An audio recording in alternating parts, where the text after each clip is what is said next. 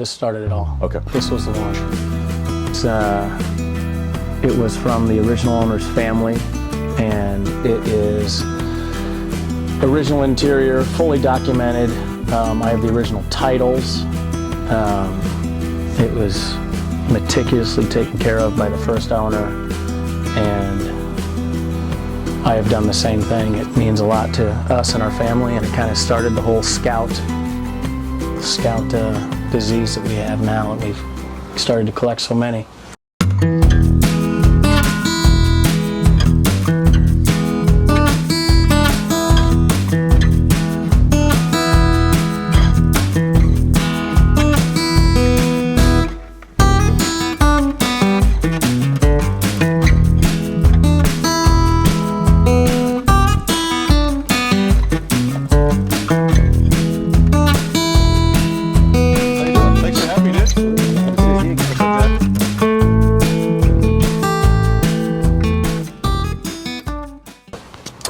What's your name and where are you from? Jered Ames, Wisconsin. Okay. Lake Geneva. Lake Geneva, okay. Yeah. So what is that right behind you, and does it have a name? It's a 72 International Scout 2. No, it does not have a name. Doesn't have a name? Nope. It's not the music scene? Okay. Okay. Now, what is it about the actual Scout that you love so much? Well, because it's the poor man's Bronco, basically.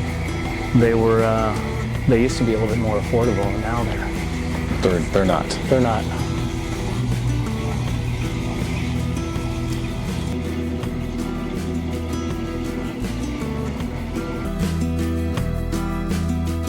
So, now did everything come like it is, or what did you do once you got it?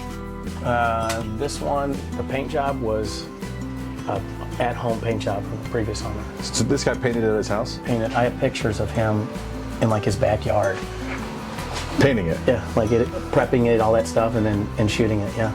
Wow. Not bad for a home paint job. I was going to say, because this, I mean, honestly, this is probably one of the nicer paint jobs. I mean, pre like $100,000 Scout, Yeah, right? yeah. I mean, people do that all the time now, but before nobody was painting them like this. Nobody believes me that he painted his backyard. Because also, like, you know, me, like, you know, when I first saw Scouts and was considering getting one, to me they always looked like they were just kind of beat up and cheap and just kind of driving through the trail and not worry about it. That's what they were. But this one, maybe not so much. No. Now, this one was, well, originally because it was a game warden's truck. So what happened was the game warden was in the woods catching poachers or people that were, you know, that were hunting outside of season, and he caught the international dealer from his area wherever he was at. I think it was South Carolina, and caught the international dealer, and the international dealer and him kind of became friends, and he ended up giving him a smoking deal on this one to get him maybe out of the situation he was in. But he was like, you know, I run the international dealership, and you know, these trucks are great for four-wheel drive and getting back here in the woods, and you know, I got a few on the lot, and, you know, so he came and he got this truck, and then he used to use this truck to go out there and catch the... And he was the original owner? He was the original owner. How long's that? I have to look at the titles, but so, I mean, I think he passed away in the early or mid-2000s. Okay. The family was all fighting over it, and they ended up basically giving it to a family friend, the guy I bought it from, Mike Love, and he was actually a truck NASCAR builder. So he was building like the Dodge NASCAR trucks and stuff like that. So he was the one that kind of went through this, and you know, it was already running and everything like that, but just made sure it you know, it stayed reliable. And the only thing I did to it really was put the 4-inch lift on it and the bigger tires, because I like the stance of them. Well, you know, you keep pointing all over the place, and I'm going to skip ahead. So these, we can't see everything right here, but there's some more in the stable, correct? Mm-hmm. I don't even know. Actually, how many are there? I think there's internationals. 7. 7. 7 or 8. Well, there's some that are sitting in fields. Okay. There are some that are. They're all over the state of Tennessee. Can you list them? Now, this might be difficult. Can you list them from your favorite to least favorite? Oh, what boy. they are? Favorite to least favorite. Oh, Yeah. I mean, I probably can. So, okay, let's see. 72, International Scout 2, okay. favorite. Second, runner-up, '76 Factory Feather Edition. Probably going to be the '71 800B here, but we're doing an engine swap, so it's still going to be the third favorite. It's not going to go up. The fourth would be the '69 Charcoal Gray V8 800.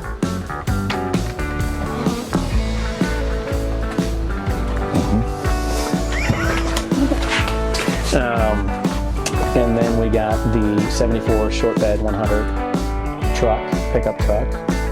And then we have the '77 Rally Edition, which is getting completely stripped right now to go to paint and body. And then we have the '74 Travelall, which is sitting in a field and doesn't run at all. But there's a 392 in it. Okay, let's so go. that 392 in there might end up Somewhere. It might end up in a different truck somewhere. Okay. And that's it, right? That's it. Okay. They're not the same blue, but they're pretty close. '71, it was a different blue. Boy, I'd have to look at the paperwork again. But this one is International Cosmic Blue. Okay. It's a little bit darker for the '71, and they lightened it up in '72. So this is a factory color, though? Oh, okay. This is, yeah. And this is the 800B, which I don't know if everybody knows, is the very last year, or they made it for like 7 months before they went to the Scout 2. And this is actually the first year for the Scout 2. Yes. In between the '71. It was a 810. transitional year of '71 to '72, but they were still making this body style, but they were calling it the 810 That's right. for a little while, and then it went to the Scout 2. And now, actually, this actually isn't even yours. No, it's not. Whose is it? No, this one was one we found for this guy right here. Is this yours? Right here? Can you tell me a little bit about it? Do you know what year it is? Oh, I think I forget. You forget? This one's a '72. This one came right before it. 74. One. 71. how long have you owned it? For like a couple years. Okay. Yeah, 2-3 years. We took this one basically completely apart, stripped the interior, everything, dash, seats, and went through it all, cleaned it all out. It was a farm truck out in Idaho, and basically restored everything, restored the gauges, put in a retro sound radio. The seats, I refoamed the back seat. The front seats were done by an upholsterer here in town, but we had the vinyl covers and everything, and just. So you guys do a lot of this stuff yourself? We pulled it all apart, the doors, pulled the windows out, everything. Is this the one that helped you with the body mounts? Yeah. Okay. Yep. That was a pain in the butt. That wasn't. For the record, it was just about as hot that day, but too. for the record, what did we use? I'm trying to remember what we used to jack it up. Was it a jack? Well, jack, a wheel? board, yeah. Boards? Boards. Yeah, that was a little smart. Yeah. Good thing we weren't laying underneath there. You know. And you own another one, right? So you have the '71 and this one too. Give me a thumbs up. I mean, if you're looking for a Scout, I mean, these things are notorious for rust, so you always want to, I mean, I'm always looking at the floors, the cab mounts, the wedges, what engine's in it, what modifications have been made, because I've found so many of these, and there's, back in the day when they were restoring these, they were not. A lot of them got some weird modifications, like, the parts weren't readily available, so I mean, they were doing all kinds of things and retrofitting and figuring out whatever they could do just to get them back on the roads. The ones that I like are more original. A lot of people, myself included, have made certain changes, and I was wondering if you would ever do that. I mean, it depends. Not really, not at this time, because all of them, with this one in particular, the rest of them are all original engines, original drivetrains. I would never put an LS in this unless you absolutely had to. Something went majorly wrong with the engine and was irreparable. Okay. I would rather keep this one as original as possible. Same thing with the '76. Now, this might be an interesting question here. You're also a musician, so what would you say if there is a correlation between these particular trucks or old trucks and country music? Oh man, absolutely, 100%. I mean, I'm not the kind that wants some big new jacked up truck or anything like that they talk about in modern country music. I have appreciation for anything vintage. I love vintage trucks, vintage advertising, you know, clothing, anything like that. I really